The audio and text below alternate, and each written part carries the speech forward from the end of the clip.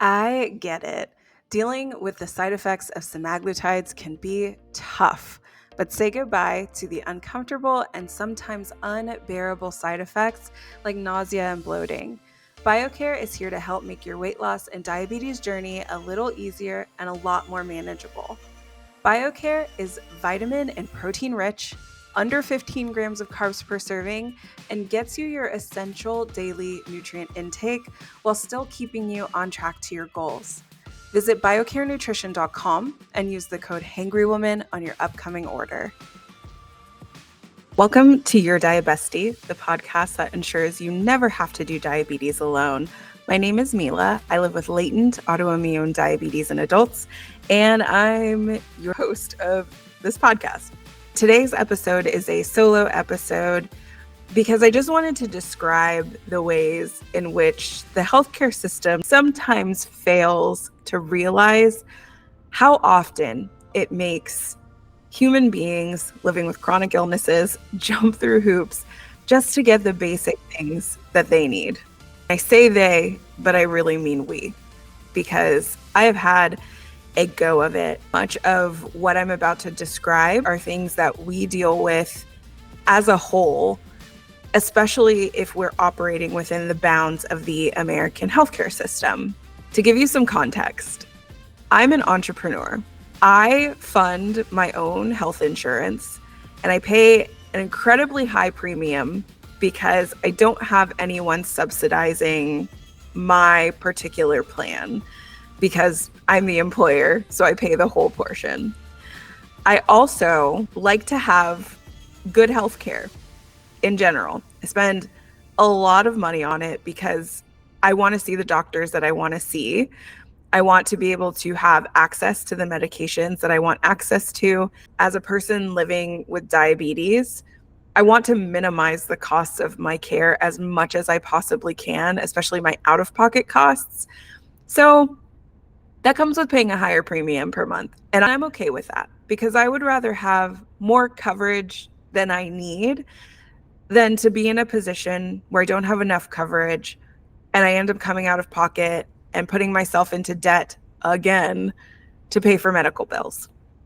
That's a whole other episode in itself. Even though I'm a Black woman walking into a healthcare system that does not treat Black women with respect, with dignity, with the autonomy to bring up the fact that we know what we're talking about our bodies, walking into a system that generally does not listen to us, I have a lot of privilege. And the reason that I have a lot of privilege is because I'm able to pay for good health care and good health insurance right now at this time in my life. That could change any day. There was a day where I went through my whole my savings, my everything. That's episode 2 of this podcast where I kind of talked about what it was like losing a contract that was seemingly guaranteed to me, not seeing it coming, and then like literally running out of money and almost being like, okay, well, I don't know if I can pay my healthcare. But right now I'm in a good position and I do come from a place of privilege because I do have good, expensive healthcare coverage. So imagine my surprise when I visit my endo about a month ago. And we're getting all of my prescriptions put together. We're getting everything kind of cleared up because he had moved offices at the time. Like I was good on prescriptions, but once I saw him again earlier in January, I was like, okay, we need to like go back through all of my medication history, update all of this because it was basically attached to the new practice. For me, it was like, okay, there's just the sorting out that you have to do. My insurance had not changed. So my insurance was exactly the same. It was actually a better plan from the last time I had seen my endo. So I guess it did change, but it included more, which was the idea, which was the goal. And I changed that plan like last June. So I've been rocking with this plan for a really long time, right? Longish, like at least 5 months before doing all of this. I was already spending money on supplies. I needed my tech supplies. I had just gone on an insulin patch, so I needed those things. I was just kind of like reevaluating, here's everything that I need. And so we did that. We updated my prescriptions. They're all the same prescriptions that insurance has, all the same. But somehow, some way, I end up put in this position where it's like, I wish that I could explain it to y'all. Like, I go to fill all of my prescriptions with the pharmacy that I have been filling my prescriptions at for the last 5 months with no issues. And then all of a sudden there are issues. All of a sudden, an insulin that I take isn't covered. And so I have to get on a new formulation of a concentrated insulin. All of a sudden, my insulin patches require prior authorization, which they never had before. I was able to just get them. Like, it was covered on the formulary. I don't know what happened. Then I tried to use a coupon, and my insurance flat out was like, we don't know how to apply this. And the pharmacy was like, we don't know how to apply this. And I was like, well, I'm giving you all the information here, and this is telling you exactly how to apply it. They don't know how to do it. So, like, an additional cost that I'm facing that I really hadn't thought about. And then I thought, okay, this is covered. Like, this has been covered in the past. What's going on? Then I fill my prescription for my CGM, and usually it takes about 5 days-ish for prescriptions to get delivered to me.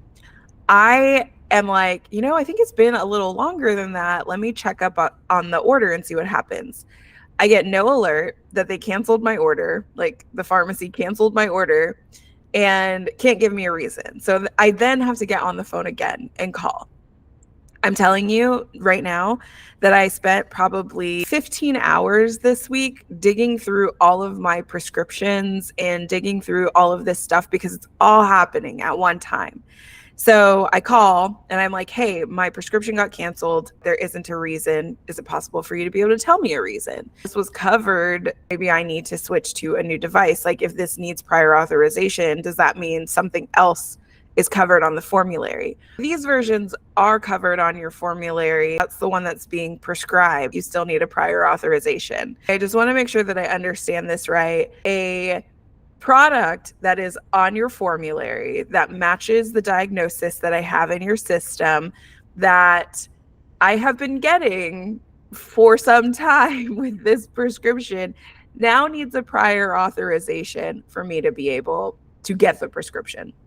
And they're like, yes. Oh my gosh. I still can't understand why I needed to do that. But then I had to take additional time, log into my patient portal at my doctor's office, reach out, tell them, hi, thanks for sending this prescription over. Insurance canceled it. So can you send a prior authorization? Here's the phone number. Can you call? My doctor's office is on top of that kind of stuff. Within the hour, they get me the prior authorization request. They get it sent off.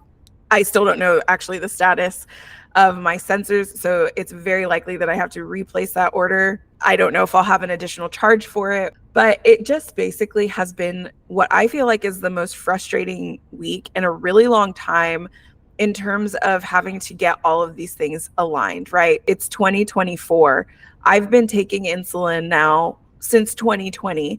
I've been using the same insulin that I have used all along since 2020. It's on the formulary, it's covered, but I still have to get a prior authorization. I want to get my glucose sensors. They are on the formulary, they're covered by insurance, but I don't get the ability to get them without a prior authorization. And I didn't get a notification, which is probably my fault. I probably turned them all off because I was so annoyed with getting them all the time.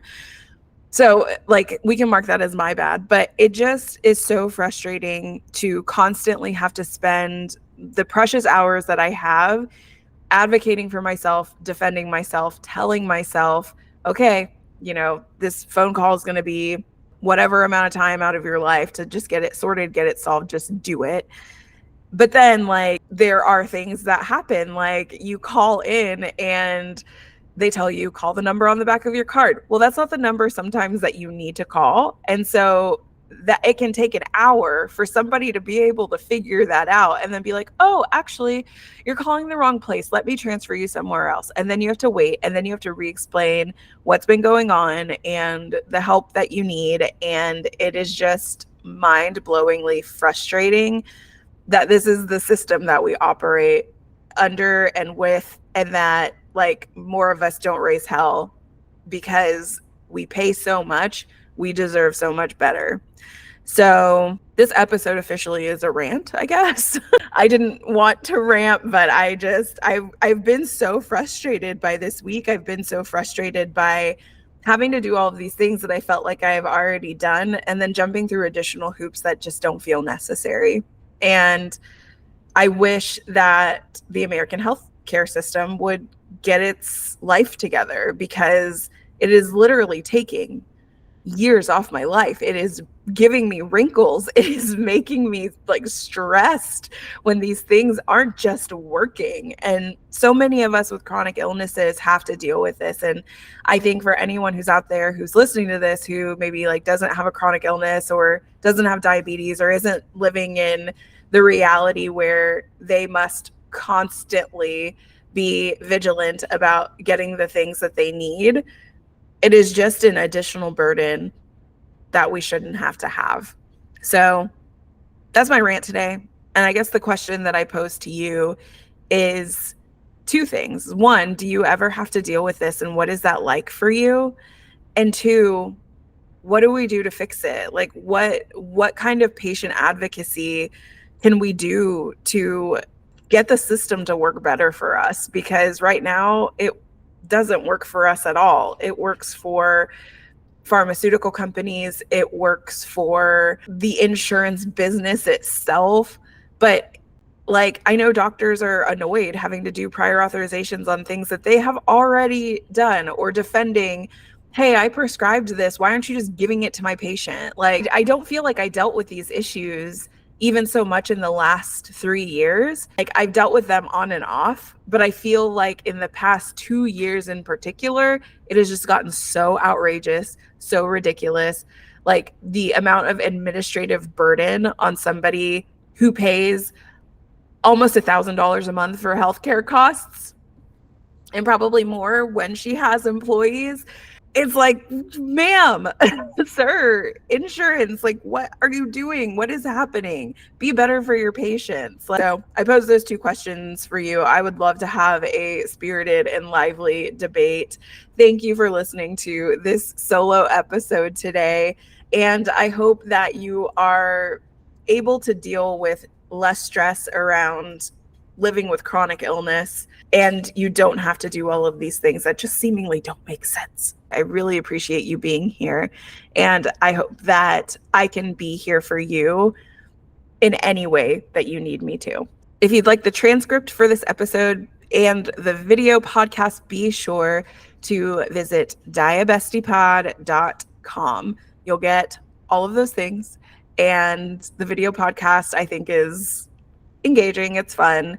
It's a lot like the audio podcast. I keep them short so that your attention spans can go elsewhere during the day. But super helpful to the podcast, super helpful to me.